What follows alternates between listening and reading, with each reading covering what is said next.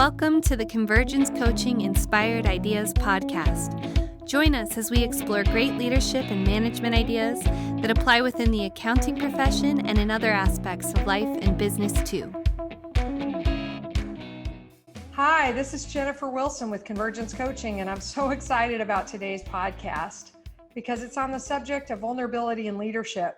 And when we thought about recording this podcast, there was really only one name that came up to invite, and it's Jim Blake, the COO of Mazars, USA, and a good friend of ours, a good corporate friend and just a good leadership friend, somebody we admire tremendously.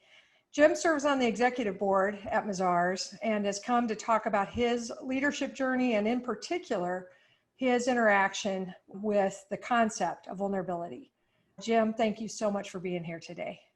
Well, thanks for inviting me and for the long relationship and friendship we've had, not only with you, Jen, but the whole Convergence team, and for all your efforts and your organization getting to us where we are today. I can't thank you enough, and just the opportunity to speak on this topic. I love the topic, and I love the opportunity to do it with you.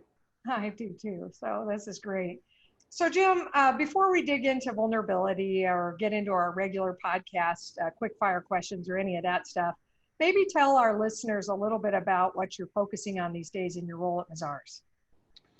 Well, certainly in my role at Mazars USA as Chief Operating Officer, a lot of my attention would be in the way of just general operations. Our service line leaders and our office managing partners report up to me.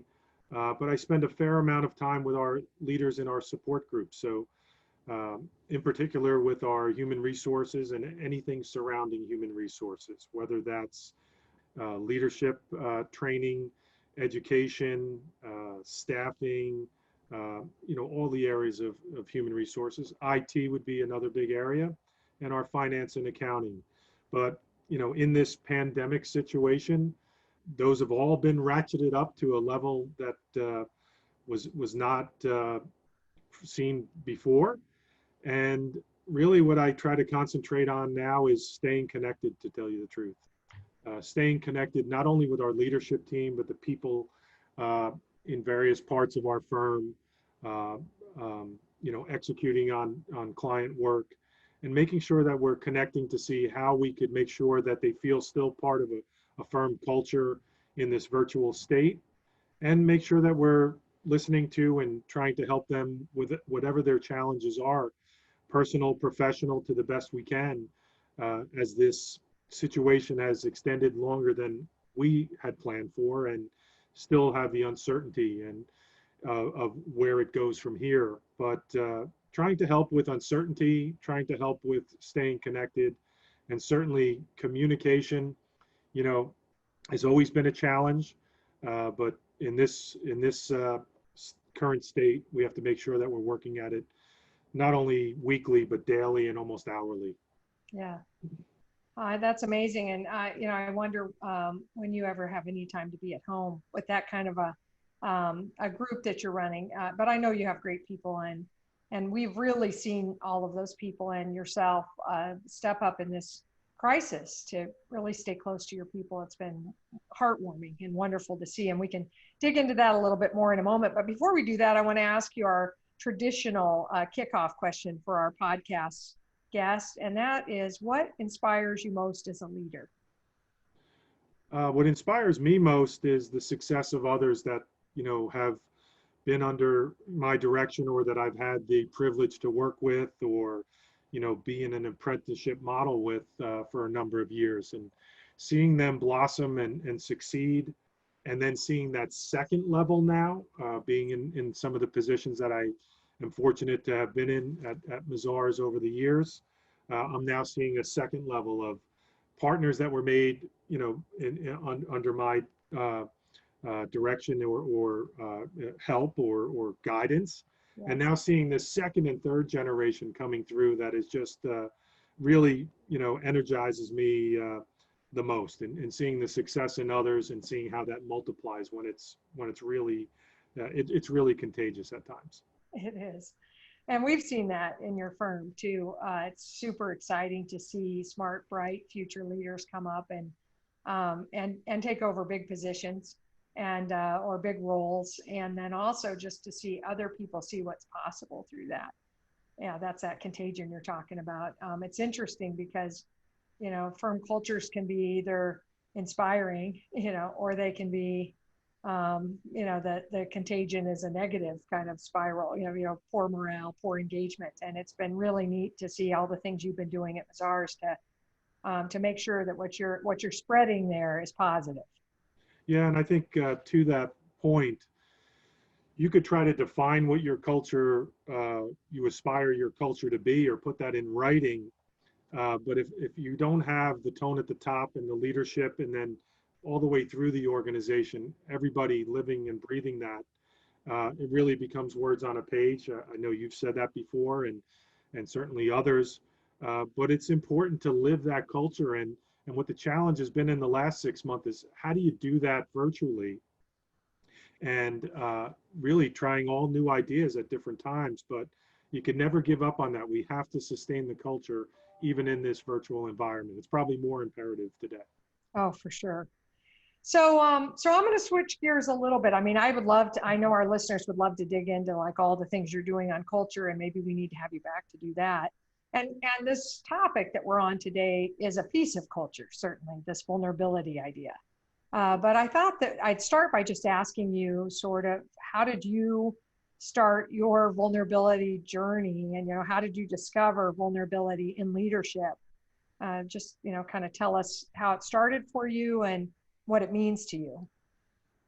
Yeah, I have to be honest with you. Some of it was driven by, mentoring or coaching by you and your organization a number of years ago. But I'd say over a period of time in leadership, I don't know that any one light bulb or light switch was triggered, but certainly I remember years back being in front of a group or being in the audience and a presenter saying, I always learned early on, you put a picture of your family as your first slide, so the audience knows that you're a real human being and actually goes easy on you, because they know at the end of the day you have to go home to somebody and respects you even more. So I just saw over a number of years the speaking opportunities, or the amount of times being in front of our organization or in outside opportunities. Really, there seemed to me a gap that would occur in credibility if you weren't actually talking about being vulnerable. So somebody in leadership just constantly coming out and talking about the successes and not necessarily the failures, or not exposing what's troubling them, really has the audience, still in this stage of, are you actually a real person?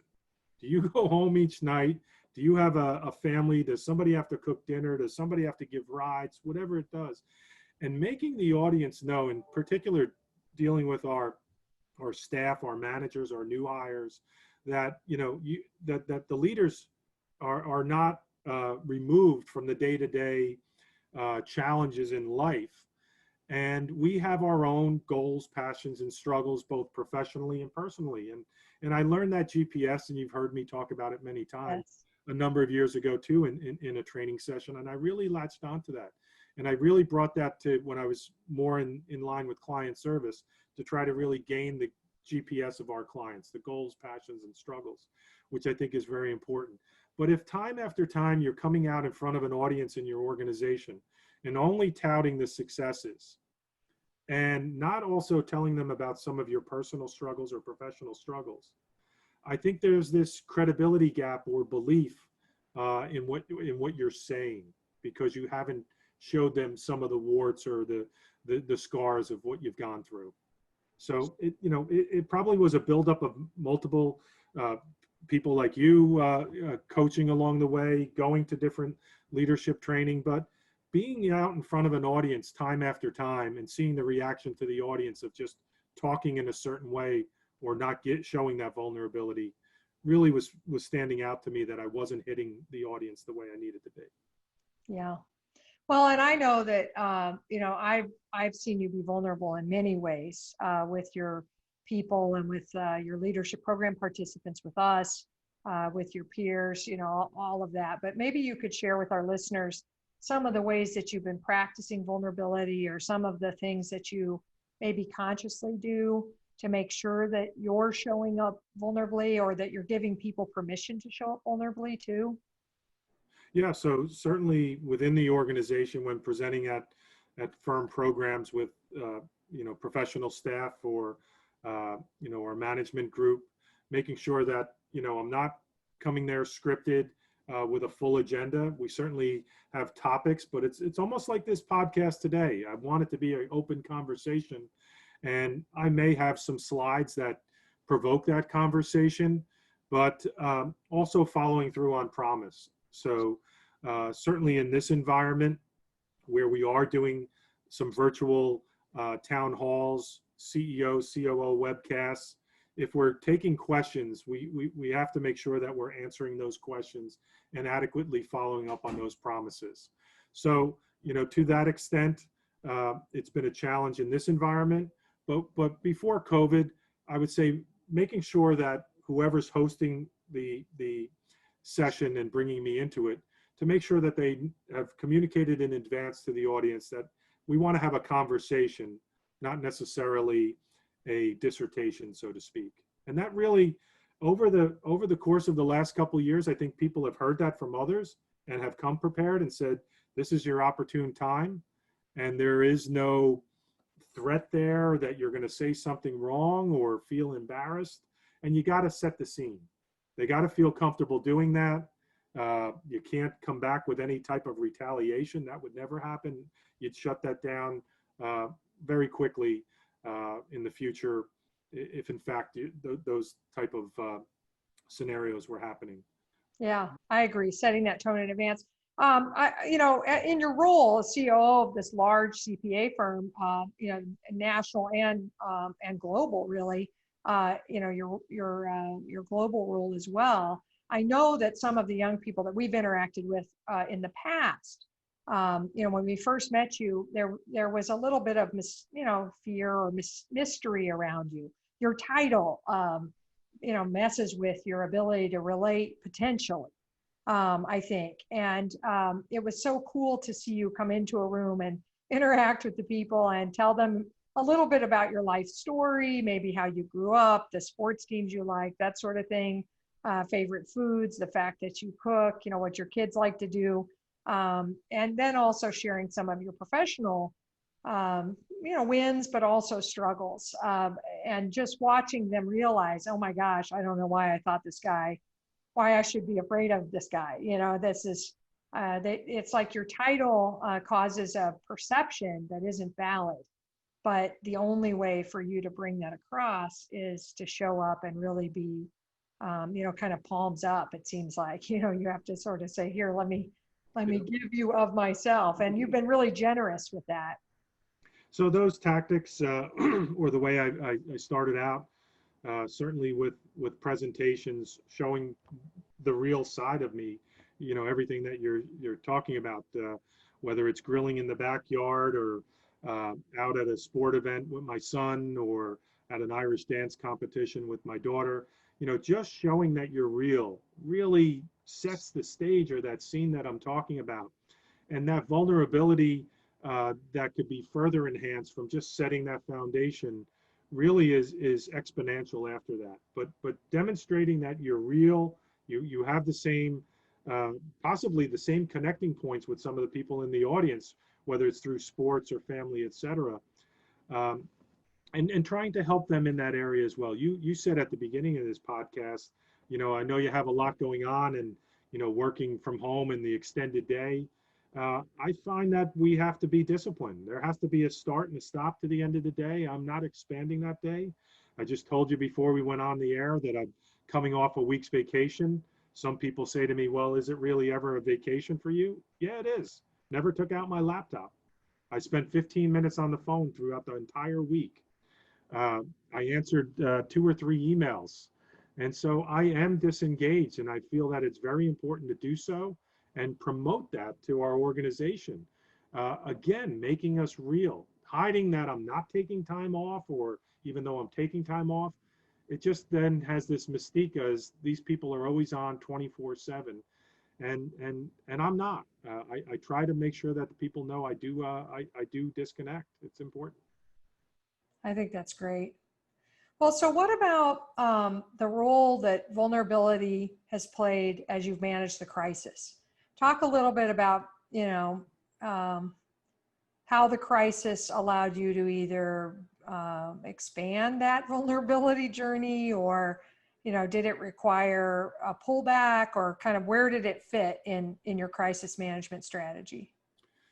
Very interesting there. I would say it probably would have been more difficult to get to increase vulnerability and transparency in the pandemic if I hadn't started prior.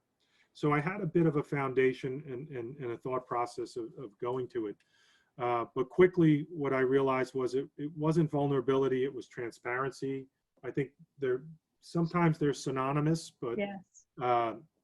certainly transparency would be important right from the start.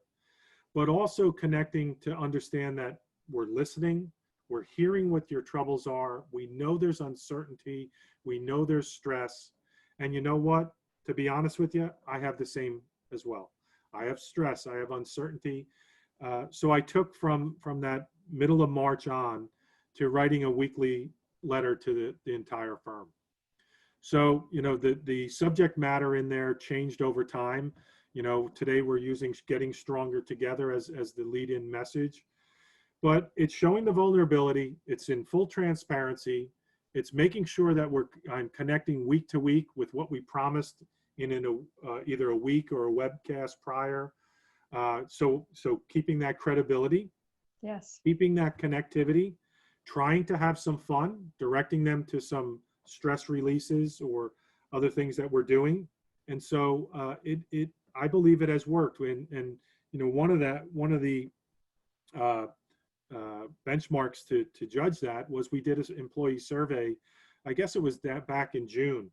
And one of the questions we asked to all of the people, we had 98% of the people respond to the survey. We've never had that before. And they did it within 5 days. And one of the questions was, do you feel more connected, less connected, or equally connected in this virtual environment than when we were in a physical environment? And upwards of 80% of the respondents said they felt either the same or more connected in the pandemic situation than Amazing. prior. So that meant something was working. It was not only those emails, it was the structure we set up to have local town halls, have other leaders speak and stay connected. But certainly here, transparency is a key. That's amazing. I love that statistic, Jim. And I having, watched you guys survey over the years, that is a huge accomplishment. Just the 98% response, when you're trying to check employee engagement, how many people respond to the engagement check is almost more important than the answers to the questions, but that's huge. And in the remote environment, it is tough to feel more engaged. So I think that's cool. And I appreciate that you shared a couple of those with me along the way. You and I would talk and sort of have a vulnerable conversation about our own challenges in our roles a couple of times, had a few checkpoints, and you shared those with me. And I love that. I feel like you gave a recipe in one, or shared something that you were cooking, and that other people started flooding you with recipes or something along those lines. Yeah. Another sign of engagement. They were reading it. They were interested. So we've done things with all of that from a fun aspect. What are some of the books you're reading, the playlist for July 4th? What are you going to be listening to at barbecues? So we tried to do that and tried to do it in a fun way. I would also say once you can show that you're transparent and vulnerable, I think you have the right when you're sitting with somebody to actually engage them and encourage them to be vulnerable with you. And almost say that this is not a one-way street. I opened up to you. I let myself out. I trusted you to do that. I hope you're trusting me, and I built credibility with you. And let's get vulnerable on your end. What is really troubling you? What's your GPS? What could we do to help? How could I help you? But I think that we actually have, in the programs that we've done with you, some people that have come forth and said, hey, I took them up on that, and I got vulnerable I had a follow-up meeting with him or a phone call with Jim, and I did get vulnerable. And it did start off awkward, but in the end, it was something that was really rewarding to that individual. So I think that it then over a period of time becomes a two-way street. It doesn't Yeah, have to be only leadership being vulnerable. I love that. The other thing that I think is worth our listeners and all of us practicing related to this subject is the idea of being vulnerable with your peers. Mm-hmm. I think it's it's super important that you're vulnerable with clients and get them to be vulnerable with you. We can't help them if they don't tell us their story. Same with our subordinates, if you will, the team members below us who are counting on us for assistance in their careers. We can't really help them if they don't tell us their story, their hopes, their dreams, their fears. But it's sometimes challenging, especially at your level, to get the senior folks to be vulnerable. Any advice on that? Any thoughts on that? I don't know if your focus is senior level within the firm or on the Yes. outside. Yeah. So, that's a harder one, certainly is. Takes time, takes results, takes this buildup of goodwill, so to speak, in the credibility side.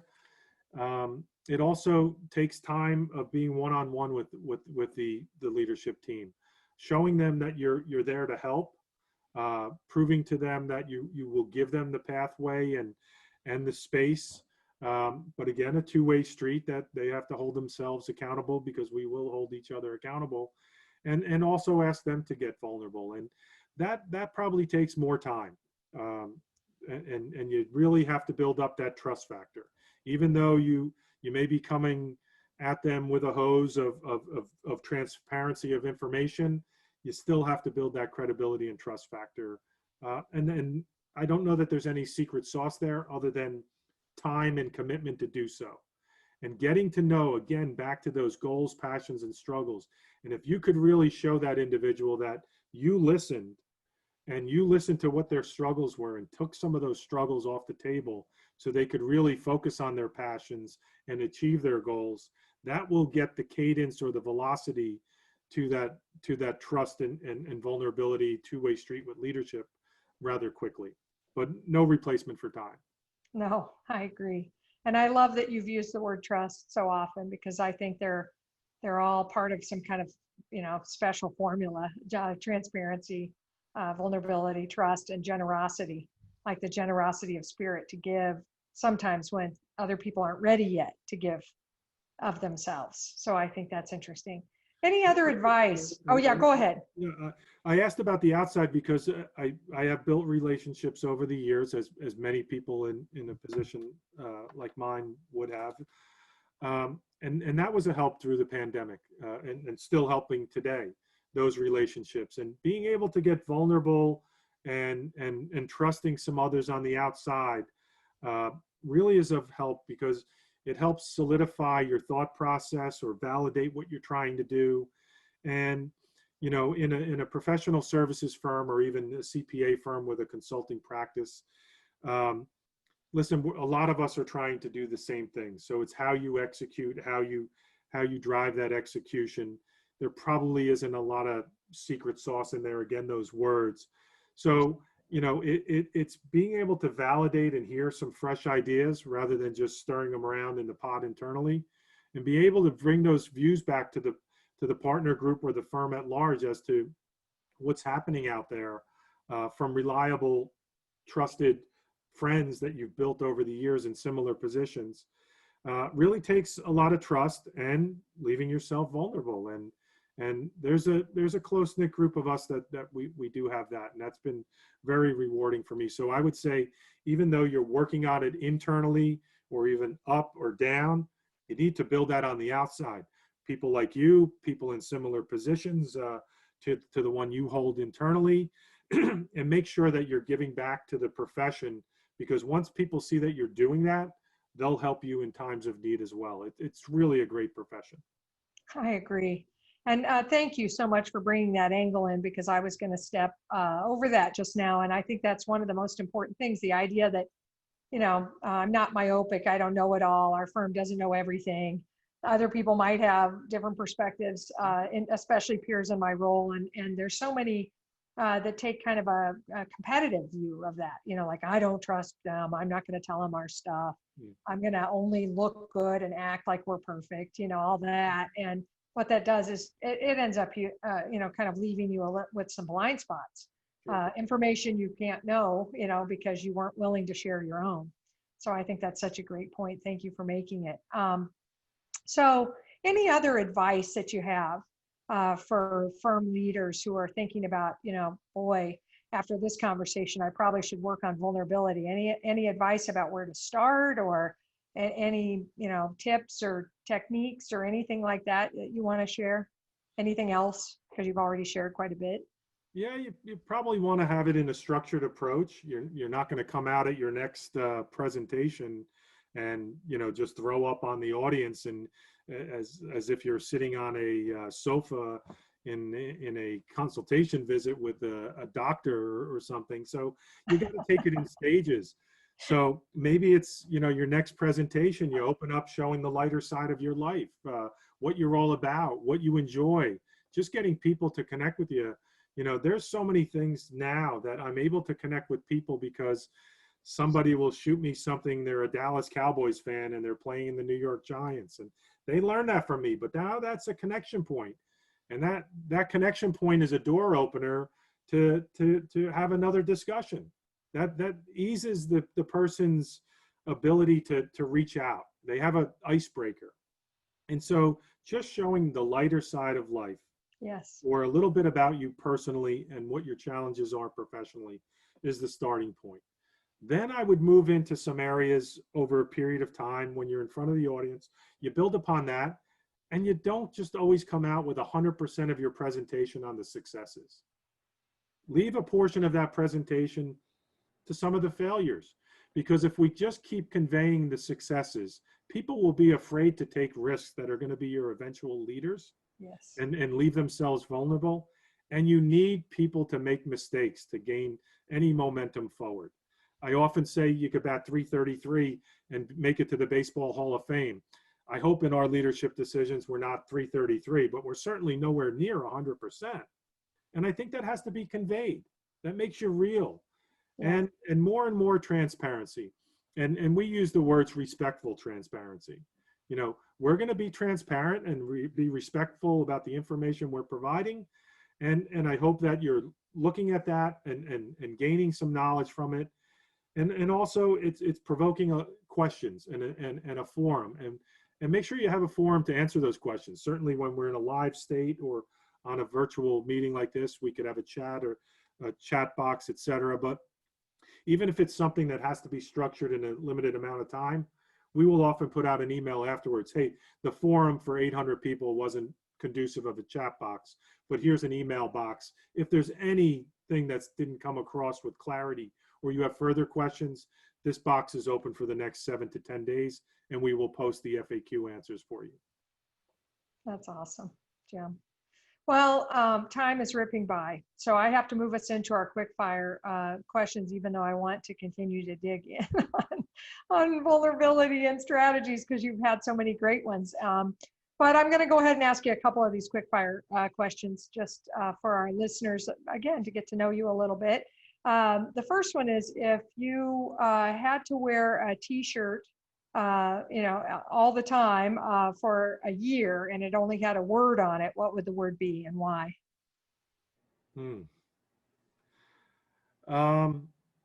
It's difficult with one word, but okay. I'll go with it. I would say right now, I would say emerge. We have to emerge from this at some point. I don't know what the duration of current state will be, but we got to keep progressing forward. We just can't stay in current state. We got to give some things a shot and try to emerge. And when we emerge, we have to emerge stronger than when we went into this pandemic. If not, we lost a great opportunity. And so I like the word emerge. If I was allowed 2 words, maybe stronger together, I think I could think of things with 2 words that might be more impactful, but I like the word emerge. I think it could be used in several ways. And we have to emerge not only professionally of what we're doing here, but in society and some of the things that are out there today that we have to address.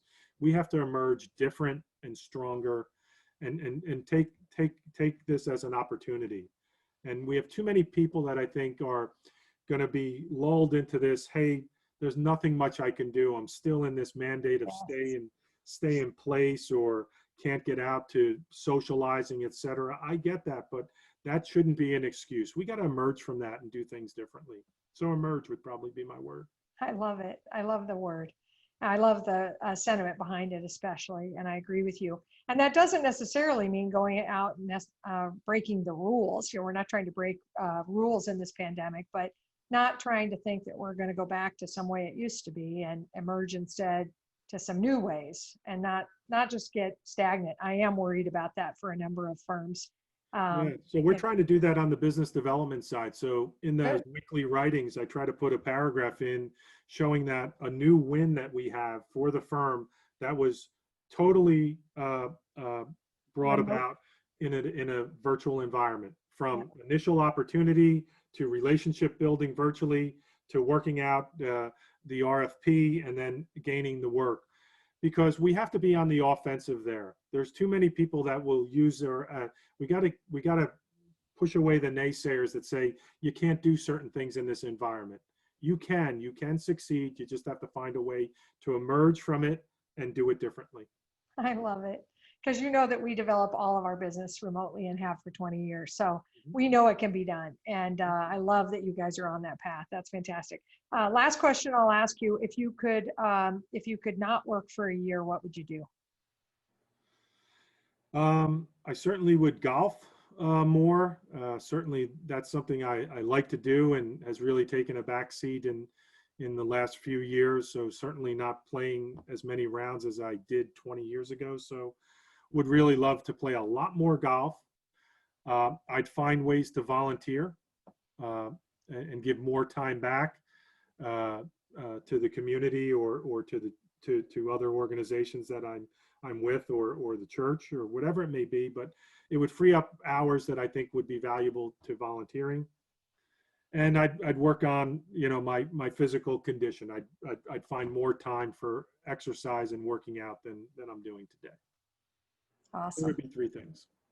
That sounds good. Those sound like good things. So, so Jim, I really appreciate you coming today and sharing with our listeners this vulnerable journey that you've been on, and really the vulnerable and transparent and generous example that you are to me, to my team, to the leaders that we've had the privilege of working with from your firm. And just, I know that they admire it and they're trying to model it themselves, which is super important and wonderful for your culture. I just really, really appreciate you sharing, and hope that our listeners will think hard about how vulnerable they're being, and perhaps, step into a next level of vulnerability in their organization. So thanks for that sharing. Thanks. I thank you for the opportunity. I appreciate all the opportunities you bring to our firm and myself, and being able to share experiences. I truly believe in paying it forward and the apprenticeship model. So being able to do this or give some nuggets of wisdom or experience to people outside of our organization, I just feel has been a great opportunity for me, and I thank you for that. Yeah, thanks. And thanks to our listeners too. Hopefully you'll share with us what you thought of this podcast, and contact me or Jim with any follow-up questions. Thanks, everybody. Thank you all. Thanks for listening to the Convergence Coaching Inspired Ideas podcast. Be sure to visit ConvergenceCoaching.com to join the conversation, access show notes, and discover our fantastic bonus content. If you enjoyed this podcast, please subscribe and leave a rating and review. Have an inspired day.